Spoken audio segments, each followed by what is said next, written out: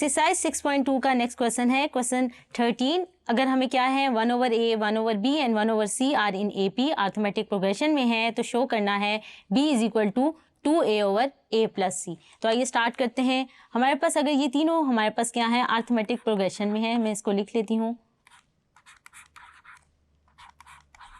हमारे पास क्योंकि ये अर्थमेटिक प्रोग्रेशन में है तो d क्या होगा, अगर मैं d फाइंड कर लूँ तो ये term minus this term and 1/c minus 1/b, तो ये दोनों d क्या होंगे, बराबर होंगे, क्योंकि हमारे पास अर्थमेटिक प्रोग्रेशन हो तो कॉमन डिफरेंस क्या होता है, सेम होता है। तो यहाँ से क्या रिजल्ट आ जाएगा 1/b माइनस 1/a,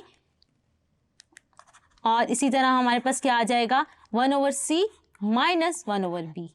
तो उसको हम लिख लेते हैं। अगर मैं इसको सॉल्व कर लूँ 1/b minus 1/a is equal to 1/c minus 1/b, b combine कर लूँ तो ये क्या आ जाएगा 1/b प्लस 1/b, यहाँ से क्या आ जाएगा 1/a प्लस 1/c। तो एलसीएम ले लें तो हमारे पास यहाँ से क्या आ जाएगा 2, यहाँ से हमारे पास क्या आ जाएगा b, और यहाँ से हमारे पास क्या आ जाएगा, अगर एलसीएम ले लें तो ac, तो यहाँ से क्या आ जाएगा a प्लस c, या हम c प्लस a भी लिख सकते हैं, बात तो एक ही है। फिर उसके बाद हम क्या करते हैं क्रॉस मल्टीप्लिकेशन कर लेते हैं। तो ये क्या आ जाएगा 2ac, b मल्टीप्लाई हो जाएगा a प्लस c। अगर हम इसको b के लिए सॉल्व कर लें तो हमारे पास क्या आ जाएगा 2ac/a plus c। Hope so आपको ये क्वेश्चन समझ आया होगा। Thank you.